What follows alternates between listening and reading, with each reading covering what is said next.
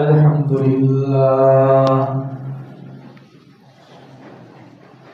لله نحمده ونستعينه ونستغفره ونؤمن به ونتوكل عليه ونعوذ بالله من شرور أنفسنا ومن سيئات أعمالنا من يهده الله فلا مضل له ومن يضلله فلا هادي له ونشهد أن لا إله إلا الله وحده لا شريك له ونشهد أن سيدنا وسندنا ومولانا محمدا عبده ورسوله صلى الله تبارك وتعالى عليه وعلى آله وأصحابه وبارك وسلم تسليما كثيرا أما بعد فأعوذ بالله من الشيطان الرجيم بسم الله الرحمن الرحيم قد أفلح المؤمنون الذين هم في صلاتهم خاشعون والذين هم عن اللغو معرضون والذين هم للزكاة فاعلون آمنت بالله صدق الله مولانا العظيم وبلغنا رسوله النبي الكريم ونحن على ذلك لمن الشاهدين والشاكرين والحمد لله رب العالمين. تمام تعریفیں رب کائنات کے لیے جس نے اس کا خانہ عالم وجود بخشا. درود و سلام جناب نبی کریم صلی اللہ علیہ وسلم پر جنہوں نے اس دنیا میں آ کر ہم کا بول بالا کیا. سامعین محترم، شعبان کا مہینہ چل رہا ہے.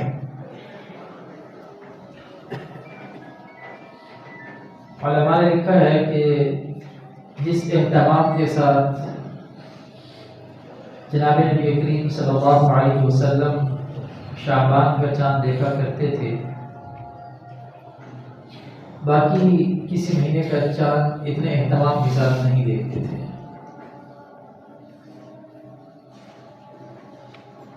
اور یہ بہت ہی برکت والا مہینہ ہے. پہلے بھی عرض کیا تھا کہ جب رجب کا مہینہ آتا تھا تو جناب نبی کریم صلی اللہ علیہ وسلم یہ دعا فرمایا کرتے تھے: اللہم بارک لنا فیہ رجب و شعبان و بلغنا رمضان. کہ رجب کا مہینہ بھی بڑی برکت والا ہے اور شعبان کا مہینہ بھی بڑی برکت والا ہے اور رمضان تو ہے ہی برکت والا. اور دوسری بات یہ کہ جناب نبی کریم صلی اللہ علیہ وسلم شعبان کے مہینے میں کثرت سے نفلی روزے رکھا کرتے تھے. باقی مہینوں میں تو یہ ہوتا تھا کہ 15, 16, 13, 14, 15 کا روزہ رکھ لیا یا آخر میں روزہ رکھنے درمیان میں رکھا، کسی مہینے میں کسی مہینے کے آخر میں رکھا. لیکن شعبان ایسا مہینہ تھا کہ کثرت کے ساتھ اس مہینے میں جناب نبی کریم صلی اللہ علیہ وسلم روزے رکھا کرتے تھے. اور در حقیقت شعبان کا مہینہ رمضان کے لیے مقدمہ بھی ہے، اس کی تیاری کے لیے انسان مکمل طور پر رمضان کی تیاری میں لگ جائے.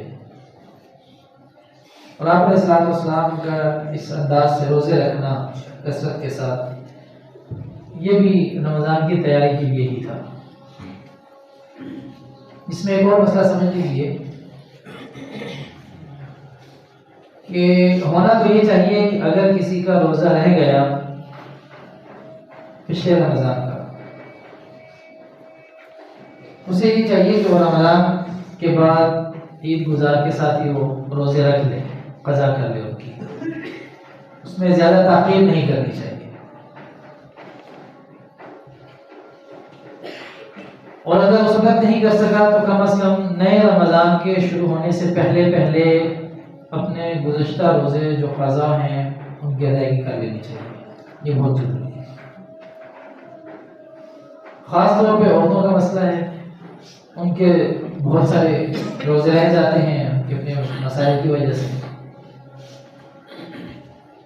تو ان کے لیے بھی بہت ضروری ہے کہ وہ اپنے روزے نئے رمضان سے پہلے پہلے رکھ لیں اور اس حساب سے بالکل فارغ ہو جائیں، تاکہ مکمل طور پر تیاری کے ساتھ نئے رمضان کے اندر داخل ہوا جا سکے۔ کیونکہ زندگی موت کا پتہ کوئی نہیں ہے، کس وقت موت آ جائے، کیونکہ یہاں پہ تو نہ چھوٹے کا پتہ چلتا ہے، نہ بڑے کا پتہ چلتا ہے، نہ بیمار کا پتہ چلتا ہے، نہ تندرست کا پتہ چلتا ہے، کس وقت موت آ جائے اور لے جائے۔ تو زیادہ بہتر یہ ہے کہ حساب بے باک ہونا چاہیے، صاف ستھرا ہونا چاہیے۔ تو ابھی اگر کوتاہی کی وجہ سے، سستی کی وجہ سے پچھلے کچھ روزے باقی ہیں تو بھی رمضان شروع ہونے میں دن ہیں تو قضا کر لینی چاہیے اور رکھے جائیں تو زیادہ بہتر ہے۔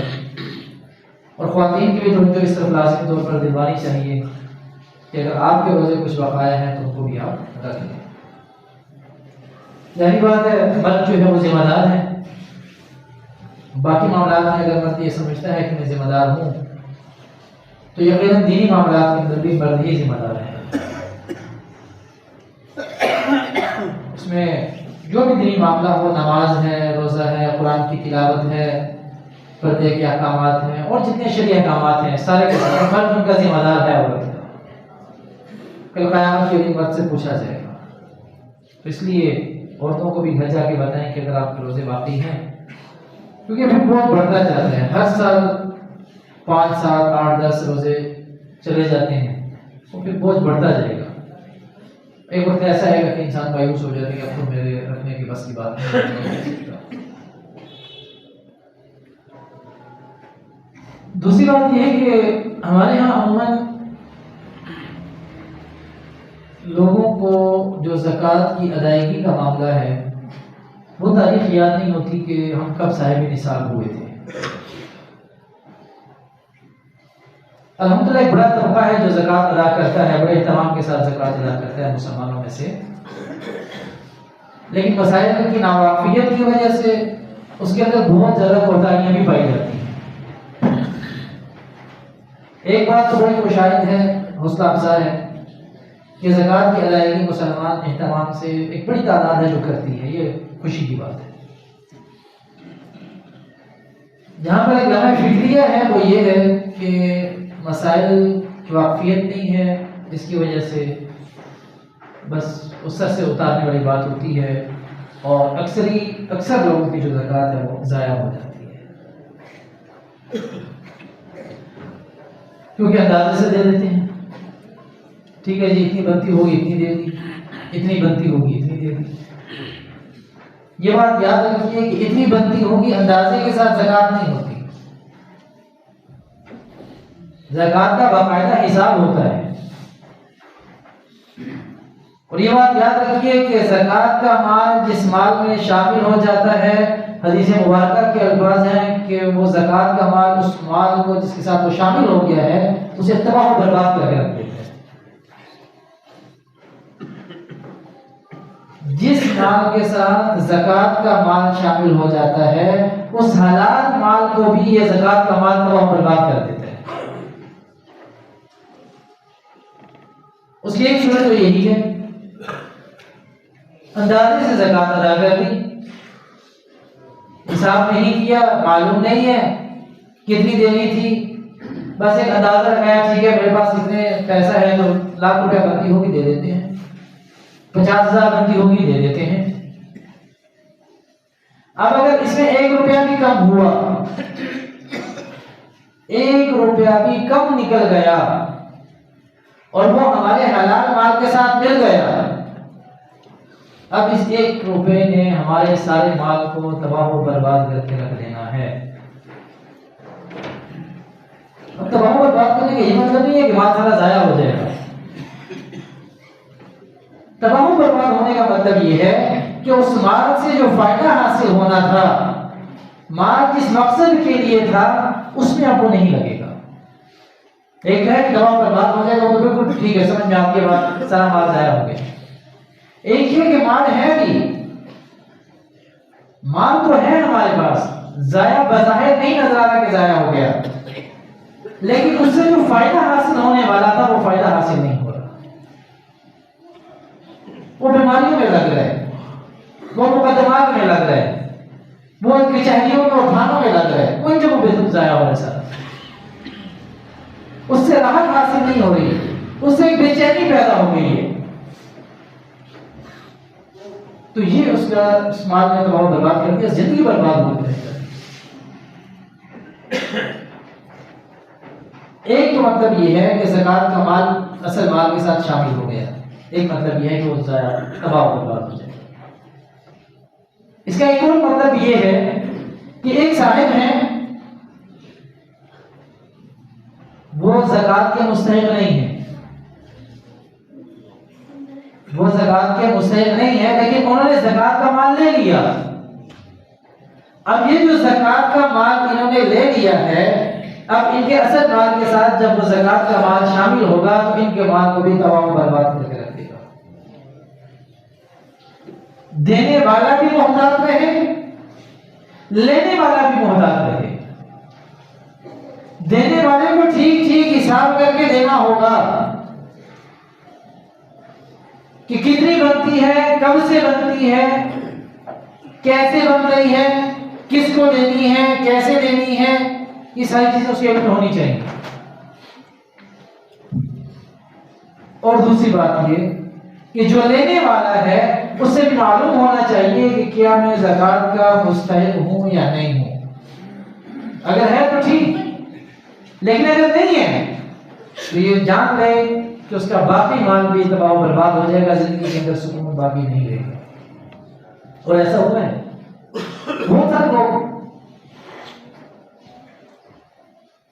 ان کی خاندانوں کے اندر ایسے ایسے مسائل پیدا ہو گئے کہ انسان پریشان ہو کے رہ جاتا ہے، صرف موت نہیں ہے، باقی اس سے کم کا کوئی درجہ باقی نہیں رہا جو ان کے خاندان کے اندر برپا نہ ہوا۔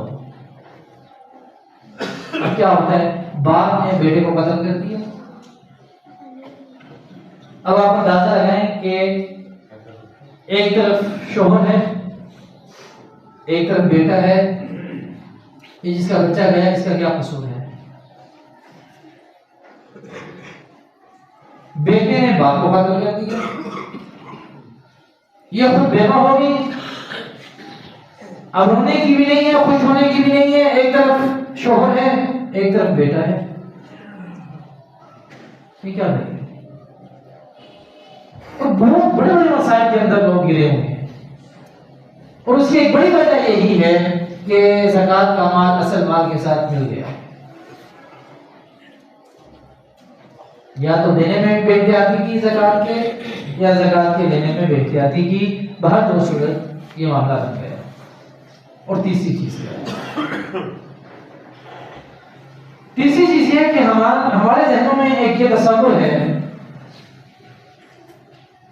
کہ رمضان آئے گا تو زکوٰۃ دیں گے، گویا کہ ہم نے رمضان کو اور زکوٰۃ کو لازم ملزوم ٹھہرا دیا۔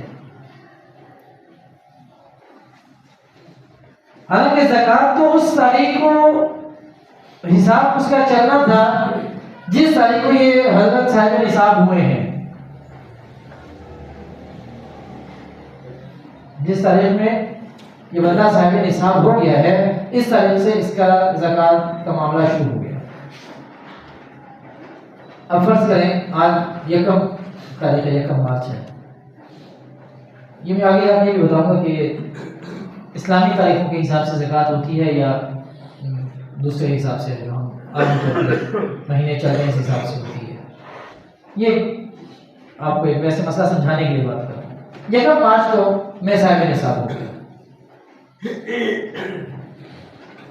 اب یکم مارچ کو جب میں صاحب نصاب ہوا، مجھے تاریخ نوٹ کر لینی چاہیے تھی کہ میں یکم مارچ کو صاحب نصاب ہو چکا ہوں، میرے پاس اتنی دولت آ گئی ہے، اتنا مال آ گیا کہ مجھے زکوٰۃ کی ادائیگی کرنی ہے۔ اب یکم مارچ ہے، رمضان تو نہیں ہے، شعبان چل رہا ہے، میں کہتا ہوں کہ میں اب اگلے سال رمضان میں زکوٰۃ ادا کروں گا، اور رمضان جو ہے وہ فرض کریں کہ یکم مارچ ہے، رمضان 15 مارچ کو ہے، اب میں نے 15 مارچ کو زکوٰۃ ادا کی۔ اب یہ جو بیچ کے 15 دن تھے، یکم سے لے کے 15 تک، یہ جو درمیان کا عرصہ گزرا ہے، یہ کس کھاتے میں جائے گا؟ میں نے پہلے عرض کیا کہ زکوٰۃ کی ادائیگی میں الحمدللہ مسلمانوں کا ایک بڑا طبقہ ایسا ہے جو زکوٰۃ ادا کرتا ہے، یہ حوصلہ افزا بات ہے، خوشائن بات ہے۔ لیکن مسئلہ یہ ہے کہ مسائل کے نہ سمجھنے کی وجہ سے، مسائل سے ناواقفیت کی وجہ سے ادائیگی کا طریقہ کار درست نہیں ہے، جس میں معاملات میں بہت خرابی پیدا ہو رہی ہے، جس کی وجہ سے اب یہ بیچ کا عرصہ کیا ہوگا، اس کا کیا حساب کتاب ہوگا، کیونکہ مجھے تو یہ پتا ہے کہ رمضان میں فضیلت زیادہ ہے خرچ کرنے کی۔ اب یہ 15 دن میں بھی مال ختم ہو گیا، اب جب وہ حساب لگا رہے اس 15 دن کا کیا ہوگا کوئی پتہ نہیں ہے، اب یہ مال بھی زکوٰۃ کا مال اصل مال کے ساتھ شامل ہو گیا ہے، لہذا مال تباہ برباد، مال کا نقصان پیدا، کیونکہ حدیث کے الفاظ ہیں کہ مال تباہ برباد ہو جائے گا۔ اور علماء نے کیا حدیث یہاں تک بھی ہے کہ فرشتے باقاعدہ اللہ کی بارگاہ میں دعا کرتے ہیں کہ اللہ اس مال سے زکوٰۃ نہیں ادا کی گئی، لہذا ہم سفارش کرتے ہیں، دعا کرتے ہیں کہ اس کے مال کو تباہ و برباد کر دے کہ اس نے اس مال میں سے زکوٰۃ ادا نہیں کی۔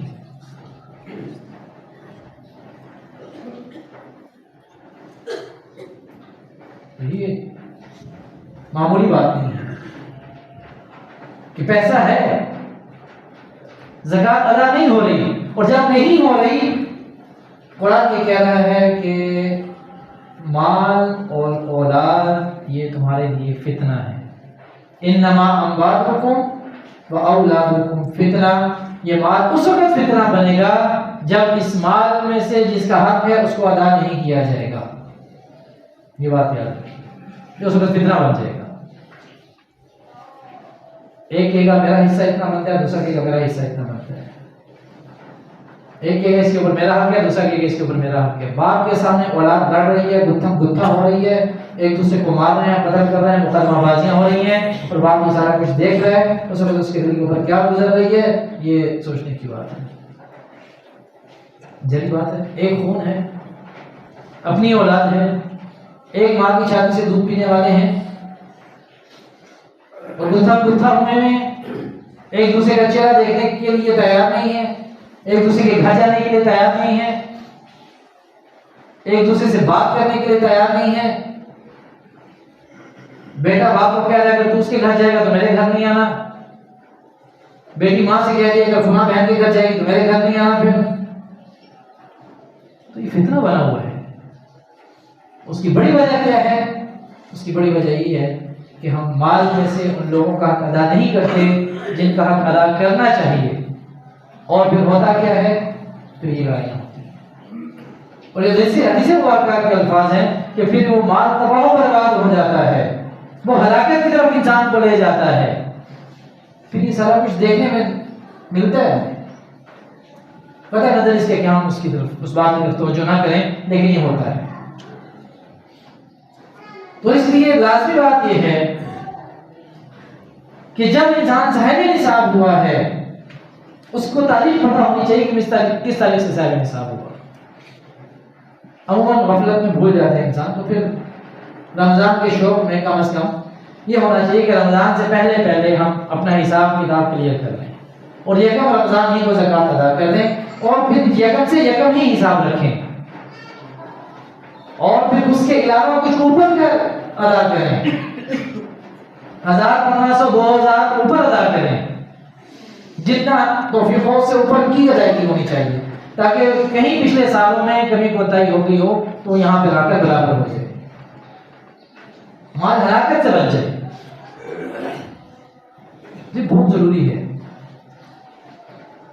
اور کامل مومن کے لیے، کامیاب مومن کے لیے جو قرآن نے ایک معیار وضع کیا ہے، وہ معیار یہ ہے والذین هم للزکاۃ فاعلون، یہ زکات ادا کرنے والے ہوتے ہیں. یہ لوگ وہ ہوتے ہیں جو کامیاب مومن ہیں. جو معیار قرآن نے فٹ کیا ہے اس میں ایک صرف یہ رکھی ہے کہ زکات کی ادائیگی کرنے والے لوگ ہوتے ہیں.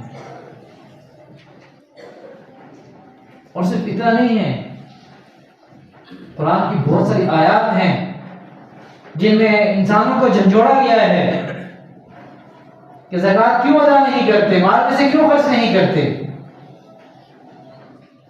اس حوالے سے انشاءاللہ اگلے جمعے میں باتوں کی ایک بات عرض کرتا ہوں اور یہ بڑے سوچنے کی ہے.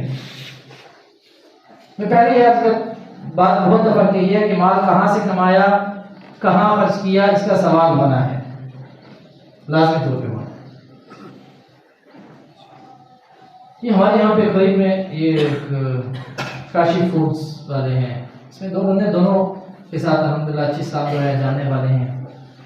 ایک فرید صاحب ہے، دوسرا وہ کاشف لڑکا ہے. ایک دفعہ ابھی 2-4 دن کی بات ہے، ان کے پاس میں یہیں پہ بیٹھا ہوا تھا تو ایک صاحب کا فون آیا. وہ کہنے لگے کہ ہم افطاری کروانا چاہتے ہیں اور پورے مہینے کا. ویسے فون بند ہوا تو میں نے پوچھا کہ کیا کہتے ہیں یہ آج کل سیزن ہے. میں نے کہا جی کس چیز کا سیزن، کیا مطلب؟ میں نے کہا سیزن یہ ہے کہ آج کل لوگ افطاریاں کرواتے ہیں اور پورے مہینے کی بکنگ ہوتی ہے. یہ تو بہت اچھی بات ہے. اب ایک بات جس کی طرف میں آپ کی توجہ دلانا چاہتا ہوں وہ بہت ضروری ہے اور یہ ہم سب کی ذمہ داری ہے، ہم سب کی ذمہ داری ہے. یہ بات یاد رکھیے، پورا مہینہ آپ دسترخوان لگا لیں. میں یہ تو نہیں کہتا کہ وہ اجر سے خالی جائے گا، لیکن اتنی بات ضرور کہتا ہوں کہ اس سے زیادہ اجر اس میں ملے گا جب آپ کسی ضرورت مند کے گھر میں راشن پورے مہینے کا ڈلوا دیں گے. یہ بات یاد رکھیے، وہ اپنے گھر میں عزت کے ساتھ بغیر کسی کے آگے ہاتھ پھیلائے خود بھی سحری افطاری کرے گا، اس کے بچے بھی سحری افطاری کریں گے. اب آپ کو یہ کہنے کی ضرورت نہیں پڑے گی کہ میرے لیے دعا کرنا، وہ خود آپ کے لیے دعا کرے گا.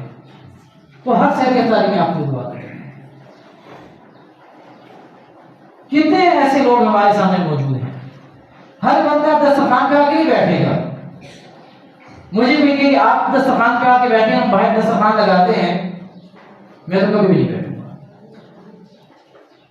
افطاری ملتی ہے، ملے نہیں ملتی نہ ملے، لیکن اس طریقے سے سرے بازار میں دسترخوان پہ جا کے نہیں بیٹھوں گا کسی کے.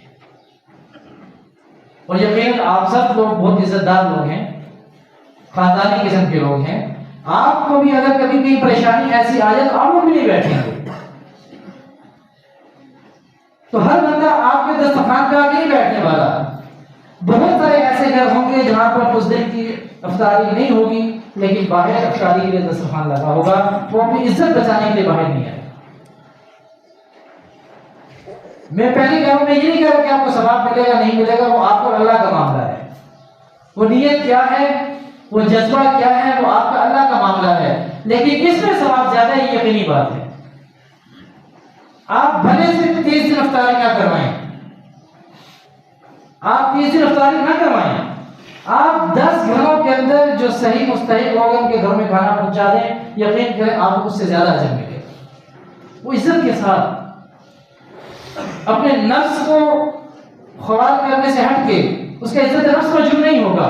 وہ گھر کے اندر صحیح افطاری کر اپنے بیوی بچوں کے ساتھ کر رہے ہیں، یقیناً آپ کو دعائیں دے گا. اور پھر اس سے بڑھ کے ایک اور بات، آپ کو کہا 30 دن کی نہ کریں، 10 گھروں میں کھانا دے دیں. آپ 10 میں بھی نہ دیں، مزید اس سے زیادہ اجر کی بات بتا رہا ہوں. آپ 10 میں بھی نہ دیں، آپ اپنے محلے کی مسجد کے امام کے گھر دیں. سمجھے کہ نہیں سمجھے؟ اس کا جو دل خوش ہوگا، اس کے جو جذبات ہوں گے، مسجد کا امام ہو گیا، گلی محلے کا قاری ہو گیا، جو دین کا درد رکھنے والے کچھ لوگ ایسے ہوتے ہیں کہ عموماً ان لوگوں میں وہ لوگ ہوتے ہیں کہ جو زیادہ صاحب حیثیت نہیں ہوتے، آپ ان کے گھر میں چپکے سے پکڑا دیں. امام کس لیے کہہ رہا ہوں کہ جب امام آپ اندازہ لیں ایک فرض نماز پڑھنے کا اجر جماعت کے ساتھ کتنا ہے جی؟ 27 درجے بڑھ جاتے ہیں. 27 درجے بڑھ جاتے ہیں. امام نماز پڑھا رہے ہیں، امام کو اس کا اجر تو ملے گا نا کہ وہ خود جماعت کے ساتھ پڑھا رہے ہیں، 27 اس کے ہوں گے نا. اب جتنے لوگ پیچھے پڑھ رہے ہیں ہر ایک کے 27 امام کے ساتھ جمع کر دے جائیں. 50 بندہ بھی پڑھ رہا ہے، 50 کو 27 سے ضرب میں کہاں حساب جاتا ہے؟ کہاں حساب کہاں جائے گا؟ وہ لاکھوں کروڑوں اجر کمانے والا ہے. آپ نے جب اس کا دل خوش کر دیا تو یقین کریں کہ اس کے دل سے لازمی طور پہ دعا نکلے گی. اور پھر وہ دین کا کام کر رہے ہیں، اس کا صبح شام دین کے لیے ہے، اس کا اٹھنا بیٹھنا دین کے لیے ہے. اب آپ مجھے بتائیں کہ اجر کے اعتبار سے آپ کے لیے کون سا پیکیج سب سے اچھا ہے، فیصلہ کریں. ایک بات اور، اچھا یہ ہماری کوئی تقریر نہیں ہوتی ہے کیونکہ ہم ایک سمجھنے کے لیے ایک دوسرے سے بات چیت کرتے ہیں. میں نے کبھی الحمدللہ ایسا نہیں سوچا کہ میں تقریر کروں، یہ خود مدرس ہوں، ایک استاد ہوں تو اس حساب سے آپ کے ساتھ بھی گپ شپ کرتا ہوں. ایک بات اور کیسے آپ سے ہٹ کے آپ کو برا نہیں ہونا. اس بات میں کسی کو کہتا ہوں، فرزان صاحب سے کہتا ہوں کہ آپ قاری صاحب کے ساتھ تھوڑا سا تعاون کر دیں، یہ فرضی بات ہے. فرزان صاحب نہیں جی قاری صاحب تو بہت لوگ دیتے ہیں، فلاں بھی دیتے ہیں، فلاں بھی دیتے ہیں، فلاں بھی دیتے ہیں، فلاں بھی دیتے ہیں. اچھا جی سب دیتے ہیں. میں ان سے پوچھتا ہوں فرزان صاحب آپ کیا دیتے ہیں، آپ بتائیں. سوچنے کی بات ہے کہ نہیں بھائی آپ بتائیں آپ کے مال میں سے کتنا تعاون جا رہا ہے؟ بات ہے کہ نہیں؟ وہ جو دے رہے ہیں وہ تو ان کے مال میں سے جا رہا ہے نا. اس کے اوپر میں کیوں زور لگا رہا ہوں؟ میں کس بنیاد کے اوپر خوش ہو رہا ہوں؟ کل اللہ میرے سے یہ پوچھے گا کہ آپ کے مال میں سے قاضی کے پاس گیا نہیں گیا، اور میں کہوں گا اللہ تعالیٰ فلاں بھی دے رہا تھا، فلاں بھی دے رہا تھا، فلاں بھی دے رہا تھا، تو مجھے تو ضرورت نہیں تھی دینے کی. بھائی آپ کے مال میں سے کیا گیا؟ دوسرے نے ₹1,00,000 بھی دے دیا، دعا اس کے لیے نکلی، میرے لیے نکلی. دعا اس کے لیے نکلی. میرے مال میں سے کیا گیا؟ میرے مال میں سے تو کچھ بھی نہیں گیا. میں نمازیں ان کے پیچھے پڑھوں، میں تراویح ان کے پیچھے پڑھوں، ٹھیک ہے، میں دعائیں ان سے کراؤں، سب کچھ میں ان سے کراؤں. اور جب پیسے دینے کی باری ہے، ہاں وہ تو فلاں بھی دے رہا ہے، فلاں بھی دے رہا ہے، تو پھر فلاں کو نمازیں پڑھنے دیں، آپ کہیں اور پڑھیں جہاں پہ آپ دے رہے ہیں، وہاں پہ جا کے نمازیں پڑھو. میں فلاں بندے کو دیتا ہوں، پھر فلاں کے پیچھے نمازیں پڑھو نا جا کے. پھر فلاں سے کرواؤ جس کو دے رہے ہو، پھر دونوں کو ایک کے پاس کیوں آتے ہو؟ دعا کروانی ہو تو ان کے پاس، ختم کروانا ہو تو ان کے پاس، نماز پڑھنی ہو تو ان کے پاس، جنازہ ہو تو ان کے پاس، بچے کو گھٹی ڈلوانی ہو تو ان کے پاس، دم کروانا ہو تو ان کے پاس. صدقہ خیرات کی باری ہے تو فلاں کو دیتا ہوں. تو پھر فلاں کے پاس جاؤ، سارے کام اس سے نہیں کرواتے. یہ بات کا روکا ہے، غلط بات، بہت غلط بات ہے. سب سے پہلا حق آپ کی مسجد کے امام کا ہے، یہ سب سے پہلا حق ہے. اپنے مال میں سے، ہر بندہ اپنے مال میں سے، دوبارہ کہہ رہا ہوں اپنے مال میں سے. کل پھر یہ بھی لگے کہ فلاں بھی دیتا ہے. اچھا جی قاری صاحب تو بڑا کماتے ہیں، بچوں کو پڑھاتے ہیں، بڑا کما رہے ہیں، یہ بھی بات ہوتی ہے. قاری صاحب اوپر بچوں کو پڑھاتے ہیں، اتنی فیس لیتے ہیں، اتنا کماتے ہیں. بات پھر وہی ہے کہ قاری صاحب کماتے ہیں، اپنی محنت کر رہے ہیں، میں کیا کر رہا ہوں؟